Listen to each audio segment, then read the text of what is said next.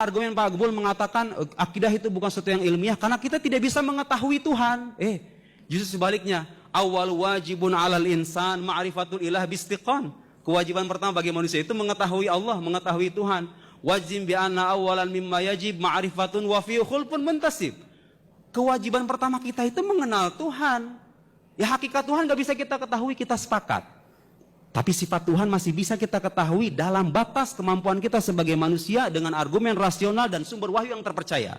Apa yang dikatakan Al-Amidi? Ketika mengatakan apakah Tuhan bisa diketahui atau tidak, la syakka annahu ma'lumul wujud. Allah itu diketahui wujudnya. Al-Amidi mengatakan begitu. Abkarul Afkar 5 jilid, silahkan. Saya nggak tahu Pak Guru Gubul dasarnya dari mana. Mengatakan Tuhan tidak bisa diketahui, kemudian mengatakan akidah tidak ilmiah.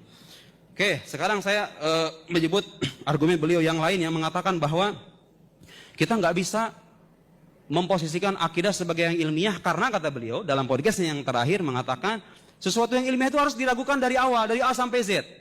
Sementara tauhid nggak bisa kita ragukan. Di kajian ilmiah itu kata Pak Guru Gubul harus meragukan segala sesuatu dari A sampai Z.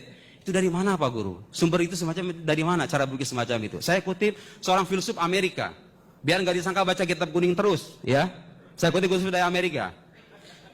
But for any very general kind of skepticism, that is impossible in principle. Every argument must proceed from some premises. And if the skeptic calls all relevant premises into doubt at the same time, then there is no way to reason with him. Seorang skeptis itu kalau meragukan segala sesuatu, enggak usah diajak debat lah, nggak ada gunanya orang kayak begitu. Nggak ilmiah cara berpikir begitu. Karena setiap argumen itu harus didasarkan pada premis-premis. Ini saya sekaligus mengomentari sebagai orang yang mengatakan kajian ilmiah itu harus dilepaskan dari iman. Itu dari mana itu ketentuan begitu? Semua orang mengkaji itu harus beriman pada hukum tertentu. Setidaknya dia beriman bahwa metode yang dia gunakan itu sahih gitu loh.